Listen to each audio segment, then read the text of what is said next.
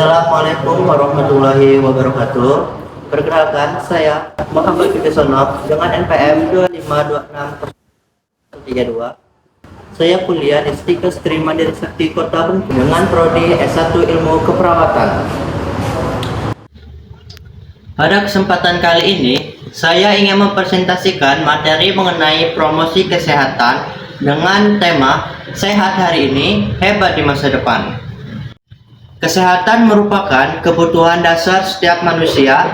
Dengan tubuh yang sehat, kita dapat belajar, bekerja, menjalankan aktivitas sehari-hari secara optimal. Oleh karena itu, penting bagi kita untuk memahami bagaimana cara menjaga kesehatan, salah satunya melalui promosi kesehatan.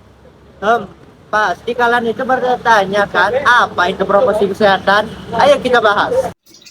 Ayo.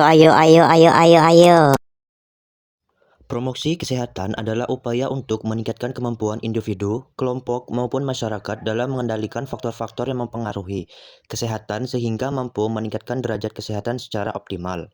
Artinya, promosi kesehatan tidak hanya bertujuan mengobati orang yang sudah sakit, tetapi lebih mengutamakan pencegahan penyakit dan meningkatkan kualitas hidup masyarakat. Sebagai contoh, tenaga kesehatan memberikan penyuluhan mengenai pentingnya mencuci tangan, mengonsumsi makanan bergizi, berolahraga secara rutin, serta menjaga kebersihan lingkungan.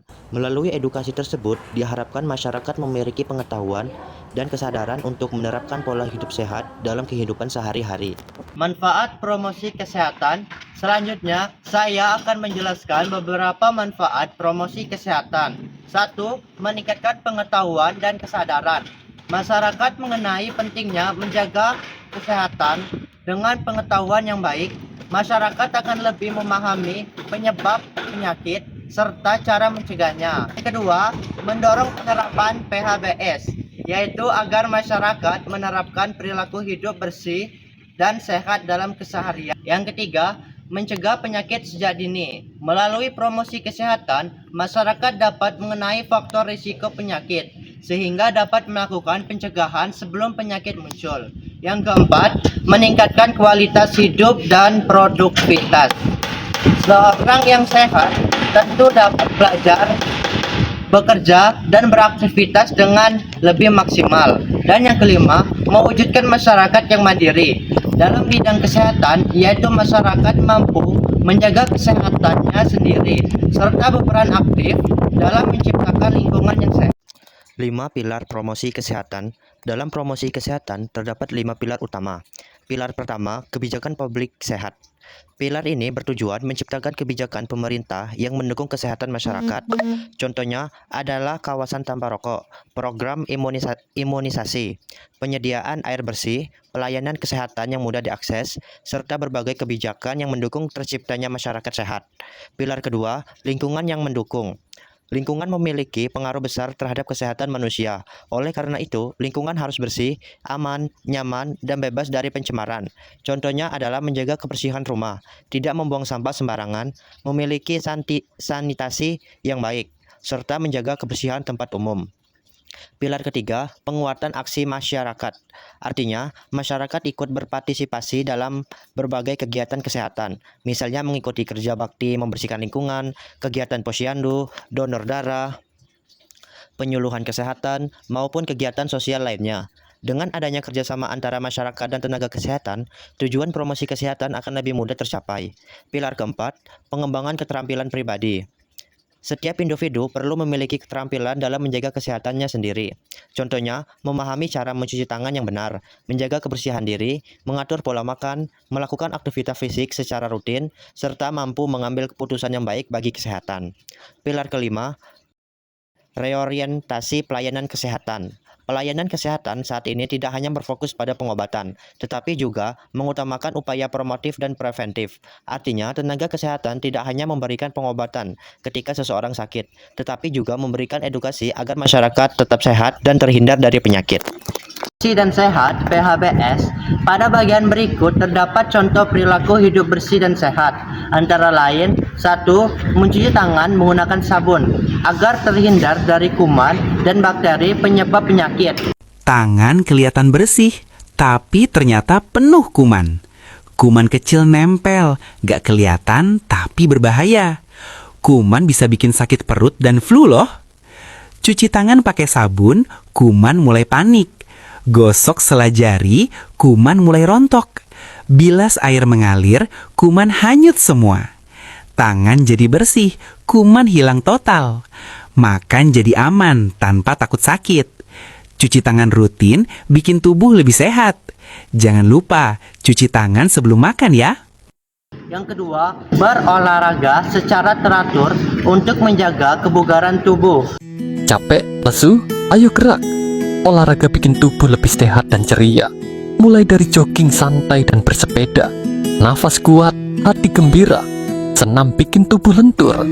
Badminton melatih refleks, fun bareng teman. Baseball dan sepak bola latih koordinasi, kekuatan, dan kerjasama. Sepatu roda seru.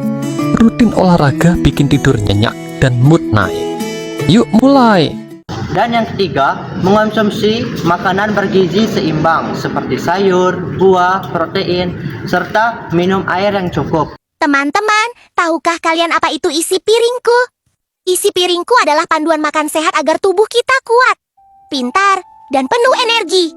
Setengah dari piring kita harus diisi dengan sayur dan buah. Sayur dan buah membuat tubuh sehat dan membantu kita tidak mudah sakit. Seperempat bagian piring kita diisi makanan pokok, seperti nasi, kentang, atau jagung. Makanan ini memberi kita energi untuk belajar dan bermain. Seperempat piring lainnya diisi lauk berprotein seperti ikan, telur, tempe, atau ayam. Protein membantu tubuh kita tumbuh kuat. Selain makanan sehat, jangan lupa minum air putih yang cukup setiap hari agar tubuh tetap segar. Tubuh sehat tidak hanya dari makanan, tetapi juga dari bergerak aktif seperti bermain dan olahraga.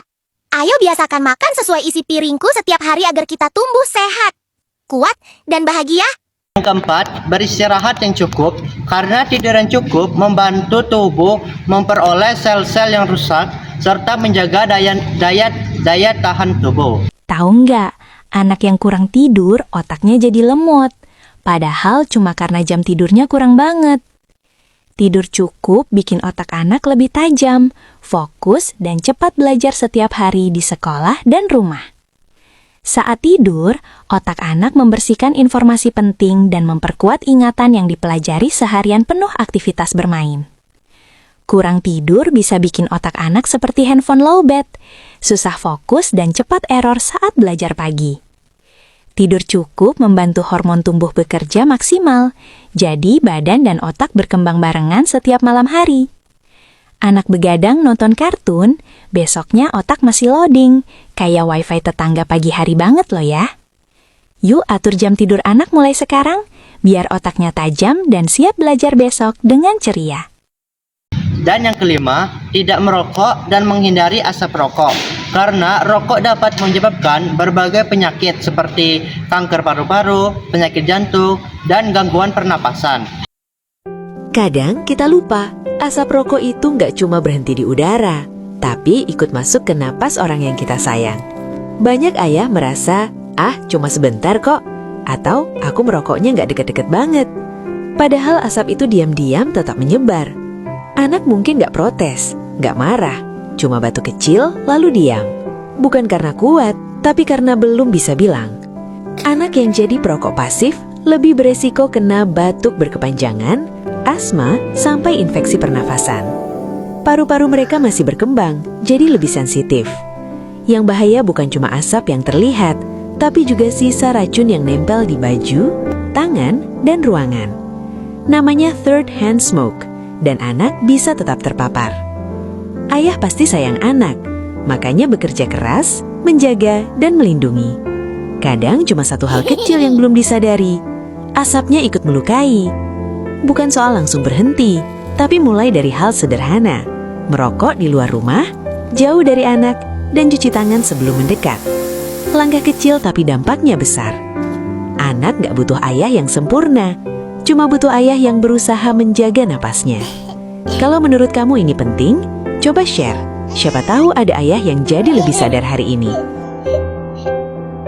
Dan yang keenam, melakukan pemeriksaan kesehatan secara berkala, sehingga apabila terdapat penyakit dapat diketahui lebih awal dan segera ditangani.